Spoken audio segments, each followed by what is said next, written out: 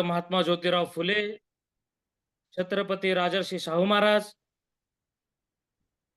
भारतीय घटनेचे शिल्पकार, महामानव डॉक्टर बाबासाहेब आंबेडकर, साहित्यरत्न लोकशाहीर अण्णाभाऊ साठे,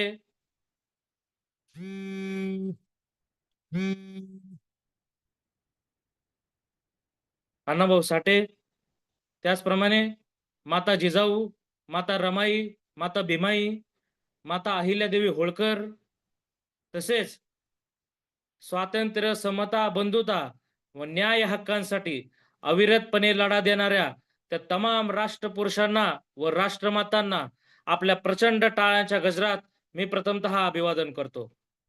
मित्रांनो, आज आपल्या दीपस्तंभ क्लासच्या निमित्ताने आयोजित क्रांतीसूर्य महात्मा ज्योतिराव फुले व महामानव डॉक्टर बाबासाहेब आंबेडकर यांच्या संयुक्त जयंती महोत्सवानिमित्ताने या ऑनलाईन व्याख्यानमालेत उपस्थित असलेले दीपस्तंभ क्लासचे संस्थापक गुरुवर्य रवींद्र पवार सर, तसेच आपल्या क्लासच्या संचालिका सन्माननीय सबुरीताई पवार मॅडम व जमलेले माझे मित्रांनो आणि आप्तजन हो.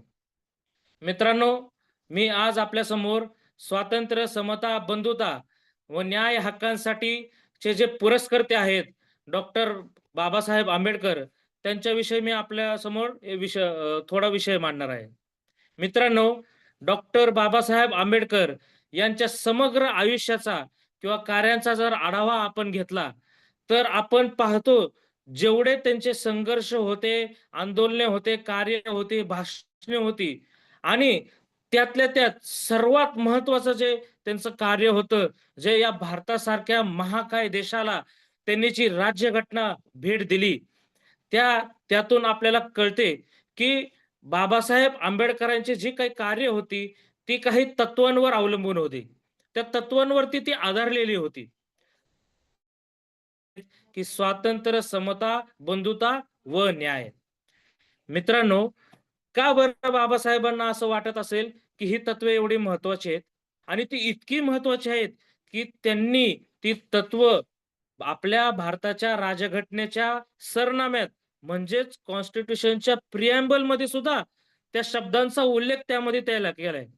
ते असं की we the people of India having solemnly resolved our nation to constitute a sovereign socialist secular democratic republic and to secure all its citizens to justice, social, political, and economic, and welfare of and liberty of thought, expression, faith, belief, and worship, equality of status and opportunity, fraternity, assuring the dignity of individual and unity and integrity of nation. And we do hereby adopt, enact, and give ourselves to this constitution on 26 of November 1949. मित्रांनो, या प्रस्तावनेत, या preamble मध्ये जर आपण पाहिला तर या प्रस्तावनेमध्ये लिबर्टी म्हणजे स्वातंत्र्यता, इक्वेलिटी म्हणजेच समानता, फ्रॅटर्निटी म्हणजेच बंधुता आणि जस्टिस म्हणजे न्याय या शब्दांचा उल्लेख या प्रस्तावनेत बाबासाहेबांनी केलाय. म्हणजे आपण म्हणू शकतो की बाबासाहेब आंबेडकरांचा दृष्टिकोन या तत्वांवरच आधारित होता. मित्रांनो, डॉक्टर बाबासाहेब आंबेडकरांच्या आयुष्यातील जर आपण घडामोडी पाहिल्या तर त्या घडामोडी सुद्धा या तत्वांचे पुरस्कर्ते होते. ते असे की साल 1927 मध्ये अमरावती येथील अंबाबाई मंदिराच्या प्रवेशासाठी डॉक्टर पंजाबराव देशमुख यांच्या नेतृत्वात त्यांनी त्या मंदिराच्या प्रवेशासाठी त्यांनी आंदोलन केलं होतं. कारण की ते मंदिर सुद्धा त्या काळी दलितांसाठी दलितांसाठी त्या प्रवेश वर्ज्य होता त्या मंदिरामध्ये. त्यांनी त्या आंदोलनामध्ये पंजाबराव देशमुखांच्या बरोबरीने ते आंदोलन तिथं उभारले. त्या मंदिराच्या विश्वस्त जे होते त्यांना सतत पाठपुरावा केला, त्यांच्यावर दबाव आणला आंदोलनाचा आणि तो दबाव तंत्र वापरून काही काळाने ते मंदिर दलितांसाठी ओपन केले, त्यांनी खुले करून दिले. त्याचप्रमाणे आपल्याला माहिती आहे की पुण्याचे पर्वती मंदिर पुण्याचे, त्या पर्वती मंदिरात सुद्धा दलितांना त्यावेळेस प्रवेश वर्ज्य होता. पण तिथं डॉक्टर आंबेडकरांनी केलेल्या आवाहनामुळे हजारोच्या संख्येने दलित बांधव जमा झाले आणि त्या दलित बांधवांनी तिथं आंदोलन केले. त्या दलित बांधवांचे ते आंदोलन चिरडण्यासाठी लाठ्या-काठ्यांचा वापर झाला. लाठ्या-काठ्यांनी सगळ्यांना मारले. पण तरी पण बाबासाहेब मागे हटले नाही, आंदोलक मागे हटले नाही आणि त्यांनी त्या स्वातंत्र्यासाठी व समतेसाठी तो लढा दिला आणि पुण्याचं पर्वतीचं मंदिर सुद्धा त्यांनी उभा करून दिलं. मित्रांनो, बाबासाहेबांच्या कार्यामध्ये तुम्ही काही ज्या गोष्टी आपल्याला माहिती आहेत, त्यामध्ये चवदार तळ्याचे सत्याग्रह असेल, पुणे करार असेल किंवा काळाराम मंदिर असेल, ह्या सर्वच्या सर्व आंदोलनामध्ये बाबासाहेबांनी याच तत्वांच्या आधारे लढा दिला आणि हे सगळे आंदोलने त्यांनी यशस्वी करून दाखवले. मित्रांनो, डॉक्टर बाबासाहेब आंबेडकर यांचे वाचन, लेखन हे प्रचंड होते.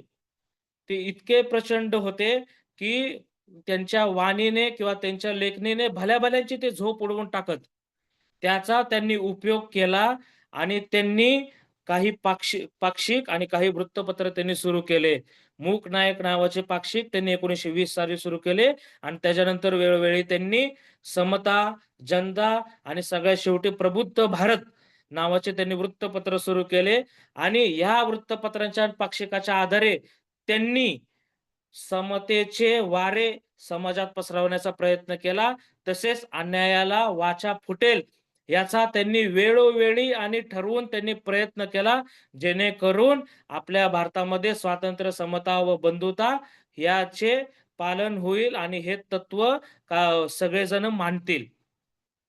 मित्रांनो, मला सांगावसं वाटतं डॉक्टर बाबासाहेब आंबेडकर हे नेहमी म्हणत, की "there is no progress without freedom of thoughts." ते म्हणायचे, की जर समाजाची प्रगती आवश्यक असेल, तर त्याच्यासाठी विचाराचे स्वातंत्र्य असले पाहिजे.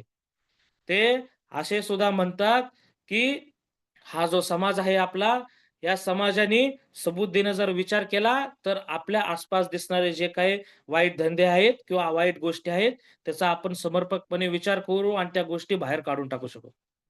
मित्रांनो, डॉक्टर बाबासाहेब आंबेडकर यांनी फक्त अस्पृश्यांसाठी लढा नाही दिला, दलितांसाठी लढा नाही दिला, तर त्यांनी त्याच बरोबरीने महिलांच्या हक्कांसाठी सुद्धा त्यांनी लढा दिला आणि त्या हक्कांसाठी सुद्धा त्यांनी खूप प्रयत्न केले. महिलांसाठी त्यांनी वेगवेगळे कायदे करायचे प्रयत्न केले. त्यामध्ये महिलांचा वारसा हक्क म्हणा, महिलांचे घटस्फोटाचे अधिकार म्हणा, महिलांचे मॅटर्निटी बिलीफ जे मातृत्व लाभ असतात ते म्हणा किंवा महिलांसाठीचे इतर हक्क म्हणा, जे काही आजच्या काळात गरजेचे आहेत, जसे की रोजगाराच्या संधी किंवा समान पगाराच्या संधी जे काही असतील, ते सगळ्यांचे कायदे डॉक्टर बाबासाहेब आंबेडकरांनी केले. कारण बाबासाहेब आंबेडकरांचं म्हणणं होतं, की मी एखाद्या समाजाचं मूल्यमापन एकाच गोष्टीवर करतो, की त्या समाजातील महिला किती प्रगती आहे, किती प्रगतशील आहेत. म्हणजे आपण बघू शकतो, की तुम्ही म्हणजे बाबासाहेब आंबेडकर म्हणतात, की एखाद्या समाजाचा मोजमाप, त्या समाजाचं जे काही असेल चांगल्या गोष्टींच्या प्रगतीचं मोजमाप, हे थेट त्यांनी महिलांच्या सक्षमीकरणासाठी त्यांनी जोडलेलं आहे.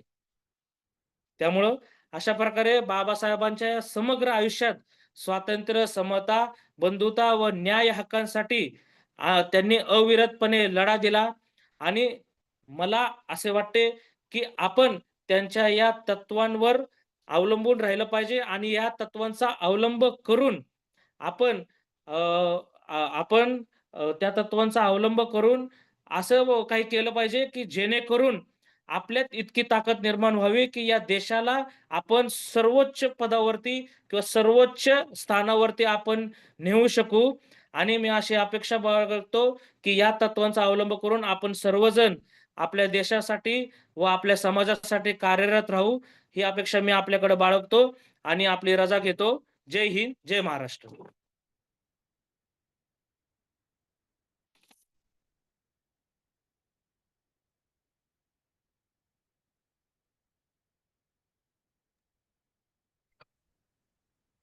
सन्माननीय चेतनजी कसबेकर दीपस्तंभ